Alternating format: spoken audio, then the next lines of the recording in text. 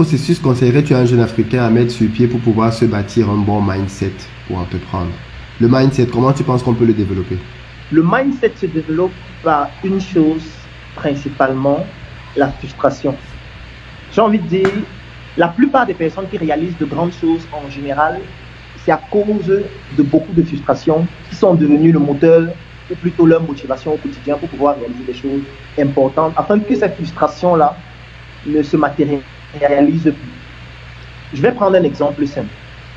Il y a beaucoup d'Africains qui se disent que non, il faut le mindset. Là, par exemple, je vais dire quelque chose qui peut choquer, surtout ceux qui font dans le développement personnel. L'Afrique n'a pas besoin de développement personnel. Je vais expliquer pourquoi. Parce que si les Africains étaient conscients de nos problèmes au quotidien, ils n'auraient plus besoin qu'on leur dise que crois en toi, il faut que tu sois courageux. Non. La situation dans laquelle nous sommes est déjà tellement dramatique que c'est largement suffisant pour que ça devienne la motivation la plus extrême de tout Africain. Mais le problème qui se pose, c'est que les Africains ne sont pas conscients des réalités qui mettent nos cerveaux en captivité. C'est pour ça qu'ils ne perçoivent pas cette frustration-là.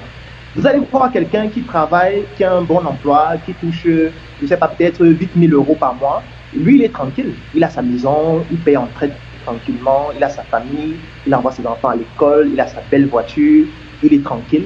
Pour lui, l'Afrique, bon, c'est ce qu'il voit à la télévision. Il se dit, bon, l'Afrique, qu'est-ce que je peux faire pour aider l'Afrique? Est-ce qu'il y a des projets là-bas? Est-ce que je peux pas investir 1 000 euros, 2 000 euros? Mais en fait, c'est parce qu'il ne comprend pas réellement ce qui se passe en Afrique. C'est parce qu'il ne sait pas qu'en Afrique, il y a des gens qui meurent parce que ces personnes manquent de 10 euros, c'est-à-dire 6 000 francs. Moi, j'ai vu des gens à l'hôpital mourir parce qu'elles n'avaient pas 10 000 francs. Donc, lorsqu'on sera conscient des frustrations de l'Afrique, et pour ça, il faut qu'on se forme, il faut qu'on se cultive, il faut qu'on lise, il faut qu'on comprenne ce que nos ancêtres faisaient, les combats qu'ils menaient. Et pourquoi est-ce qu'ils menaient ces combats? Pourquoi certains ont poussé le vice jusqu'à laisser de leur vie, sacrifier leur vie pour le combat qu'ils menaient? Pourquoi est-ce qu'ils menaient ce combat-là? Est-ce que l'objectif qu'ils avaient a été atteint? Est-ce que le flambeau qu'ils nous ont donné, est-ce qu'on est en train de continuer le combat qu'ils menaient? C'est la question qu'on doit se poser. Parce que le jour où on va comprendre les frustrations de l'Afrique, ça va nous donner le mindset qu'il faut. Et après, tout ce qu'on aura besoin de faire, c'est de nous construire un cercle d'influence de personnes qui ont aussi ce mindset-là, ou qui sont en train de vouloir réaliser les objectifs qu'on s'est fixés, ou qui l'ont déjà atteint, afin qu'ensemble, avec ce cercle d'influence-là, on puisse encore agrandir le mindset qu'on a déjà de façon intrinsèque, basé sur nos frustrations. Parce qu'il y a des jeunes qui, quand ils écoutent un discours comme celui que tu viens de tenir, disent mais je ne me sens pas concerné du tout. Et pourtant, parfois, il y a le paradoxe de ce que ce sont quand même les mêmes qui de temps en temps se plaignent de ouais mais l'Afrique est pauvre, ouais mais l'Afrique est ceci, comme s'ils attendaient que ce soit quelqu'un d'autre qui se lève pour agir, quoi.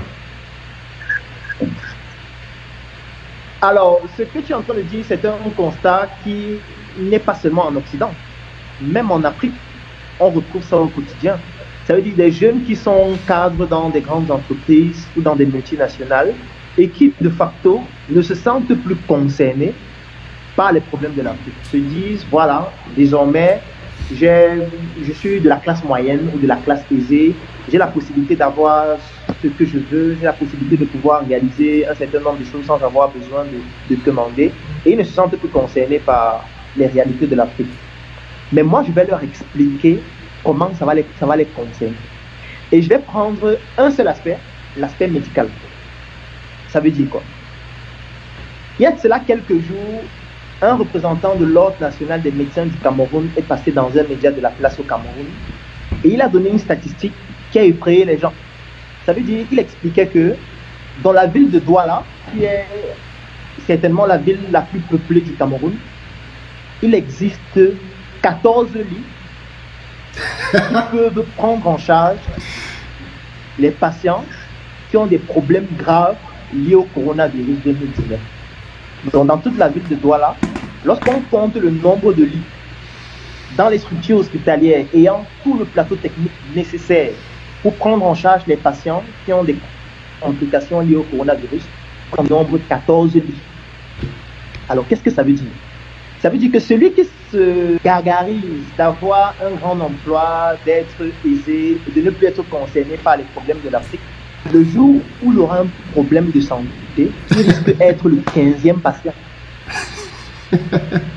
Donc, il va arriver à l'hôpital, on va lui dire que les 14 lits sont déjà pleins, il n'y a plus de lits. Et Tout même à en fait. Occident, maintenant, les évacuations sanitaires, on a stoppé, il n'y a pas d'évacuation sanitaire. Tu vas te soigner dans ton pays. Et je pense que c'est lorsqu'ils seront victimes de ce genre de difficultés structurelles qu'ils comprendront qu'en réalité, on a encore énormément de problèmes qui nous touchent directement ou indirectement. Parce que là, j'ai pris l'exemple où ça le touche directement. Ça pourrait être aussi son fils, ça pourrait être son épouse qui est enceinte, qui arrive à l'hôpital, elle a une déchirure, elle a par exemple un saignement, et puis on doit lui faire une transfusion sanguine et il n'y a pas de sang. Parce que les gens se disent toujours qu'ils ne sont pas concernés, ça ne les regarde pas, ils ont déjà leur niveau de vie aisé, et puis l'Afrique s'en bat les couilles. Mais ce qui va se passer, c'est que le jour où ils seront dans une difficulté, ou alors lorsque l'un de leurs proches sera dans une difficulté, ils comprendront qu'en réalité, ces problèmes dont ils ont fait le déni pendant longtemps les rattrapent tôt ou tard. J'offre 3 mois d'accompagnement sur mesure gratuitement à tous les membres de la Startup Academy. La Startup Academy, c'est cette initiative qui a vu le jour en 2016 et qui est basée sur un trépied que nous appelons le trépied idéologique, qui comporte la sensibilisation en ce qui concerne l'entrepreneuriat, la formation sur tous les métiers et les secteurs d'activité qui tournent autour des opportunités d'affaires et enfin l'investissement dans des projets. Que vous soyez un débutant, un étudiant, un entrepreneur ou alors toute personne qui est intéressée par les affaires, durant cet accompagnement qui va durer 3 mois et qui est entièrement gratuit, vous allez bénéficier de notre retour d'expérience, de notre visibilité et surtout de nos stratégies qui vont permettre à votre projet de pouvoir décoller. Je vais laisser un lien dans la description de cette vidéo et en commentaire. Vous cliquez dessus, vous remplissez le formulaire pour pouvoir bénéficier en exclusivité de cet accompagnement gratuit sur mesure par rapport à votre activité qui va durer 3 mois. Rendez-vous à la Startup Academy.